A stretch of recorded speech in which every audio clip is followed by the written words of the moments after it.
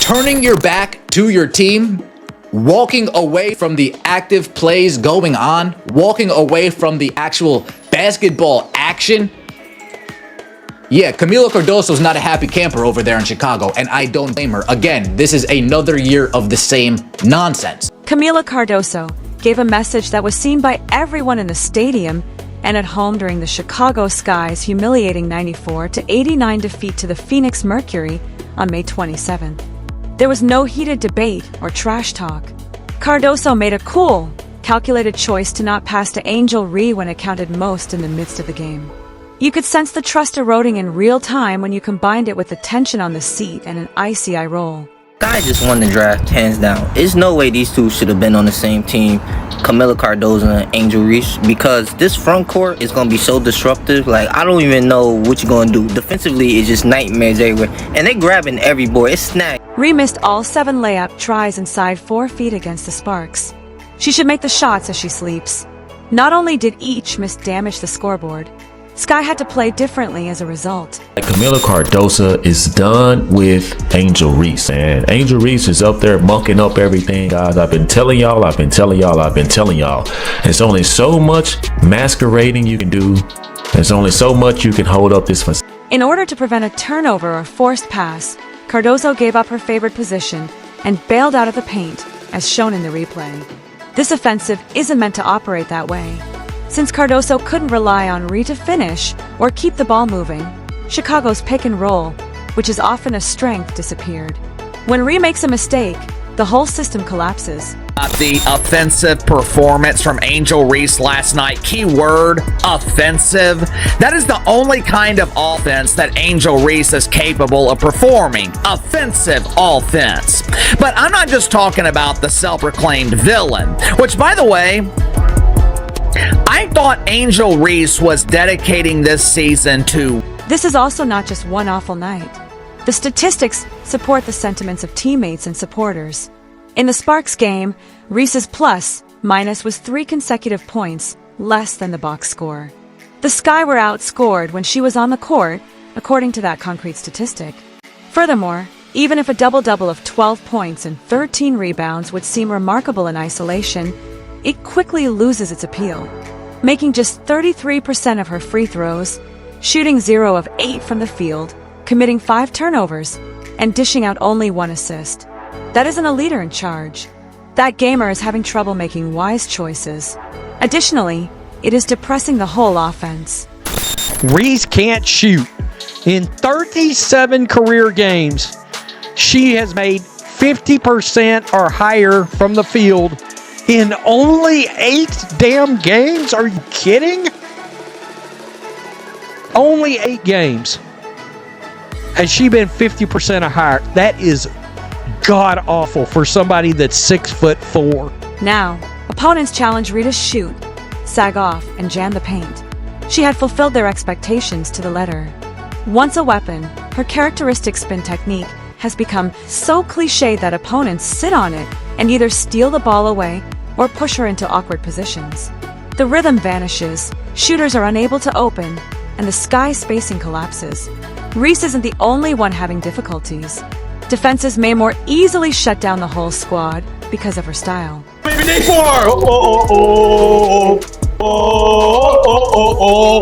Here it is! Here we go! The discrepancy between the hoopla and the outcomes makes this even more difficult to watch. Although her play is beginning to seem to be a burden, Reese was meant to be the face of the future. It's not only she who is frustrated, it's getting to the stands, the bench, and the huddle. It's not simply reflected in the box score when your star becomes the cause of the offensive standstill. It alters the team's overall energy. Every possession seems like a fight, and the Sky is unable to find a rhythm. Shit, this team is... It may be all-time bad. This team may be all-time bad. You got no scoring. This team has no scoring. All right? The 20 points, 10 rebounds that they think Angel Reese was going to get, she's not capable of doing that. All right? That's not going to happen. How are fans responding to her on-court reputation turning into a liability? During the game against the Phoenix Mercury on May 27th, Cardoso made a subdued yet impactful speech. She grabbed an incoming pass close to the arc early on. Reese signaled a pick and roll by calling for the ball. Cardoso glanced, hesitated, and moved on. The message was obvious at that time. When Reese was under pressure on a team where every possession matters, she didn't trust him. Hesitancy like that speaks louder than any argument. Additionally, Cardoso is not at fault. Watch this play, please. She top 3 in the league in turnovers? Oh, because of plays like that, huh? Burn! Free throws in this economy? Nah, that's gonna cost. After that one play, the anxiety persisted. Another scene further highlighted the gap as the game progressed. Cardoso was exposed, and the play was disrupted as Reese was unable to provide a strong screen on the pick and roll. The cameras capture Cardoso's response in slow-motion replay, and the outcome was a squandered possession. She rolled her eyes visibly before rushing back to defend herself. To teammates, that one motion said, "Don't feed Reese the ball." It was more than simply annoyance. Cardoso was indicating that there was no longer any trust. The Angel Reese shoot, miss, shoot, miss, shoot, miss, shoot, miss, shoot, miss experiment. Okay, this is where Kamilla Cardoso, look, pass it out. Look at Kamilla Cardoso on the bottom of your screen here. Pass it out, kick it out. Let me shoot a midi. How many attempts do we need at the same shot? Over and over and... The story didn't end there. The cameras focused on Sky huddled during a timeout. Perhaps to clear the air or discuss tactics, Reese made an effort to interact. Cardoso turned her shoulder away and focused on the coach and other players without even acknowledging her. Ignoring someone in the heat of the moment wasn't that. It was a calculated maneuver that was caught on camera. Additionally, it conveyed Cardoso's determination to stop acting as if nothing was wrong. Group. Look at the frustration oozing out of Kamilla Cardoso. She gets a switch, Natasha Cloud, she's posting her up. We can't get an entry pass to Kamilla Cardoso. Although some may refer to this as drama, it is evident from prior study that Cardoso's actions were premeditated. She is regarded as one of the Sky roster's smartest and most astute players. Cardoso is at his best when the offense is flowing, the ball is moving, and everyone is talking. However, Reese often attempts to take control when the system grinds down, when belongings become cumbersome, and when the rhythm vanishes. Kamilla Cardoso, oh no. Free Kamilla Cardoso. She is fed up with the Chicago Sky experiment. Tyler Marsh, once again, salute to you. You are doing the rest of the league a favor. This point forward experiment, this Ariel Atkins trade, this has done nothing but backfire on you, backfire on the team, and backfire on the... A prime example was the Mercury game.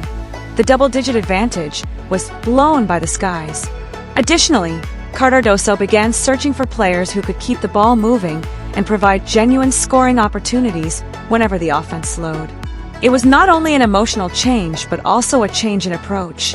I'm sorry, bro. She's not good. She's not good. She looked like she don't have the hunger. She don't have the want to. She don't have the drive.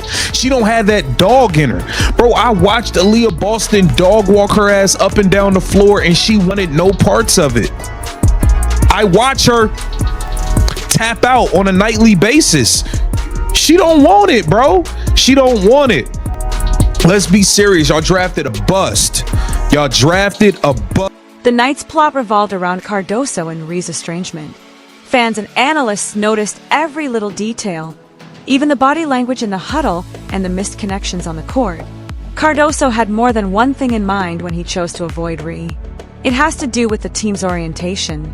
Cardoso made it apparent that she was prepared to depend on the teammates who could sustain the attack, even if it meant benching Reese during crucial situations, as the team's offensive performance and cohesion declined. Down here. Oh, God. Kelsey Plum saying too small to Angel Reese. I love that fire. It's me bound time. Oh, God. That change was not overlooked, and it sparked a lot of inquiries about the man's offense's true problems. Personal drama gave way to a more significant problem. Is the squad being held back by Reese's style of play? Here's Plum, a hop in her step. Plum, the blow by in the left hand. Feed.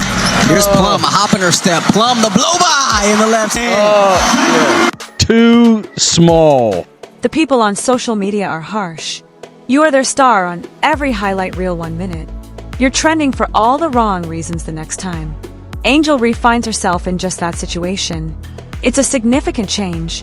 The most vocal detractors are now her fans, who earlier praised her. They're calling off the blockade.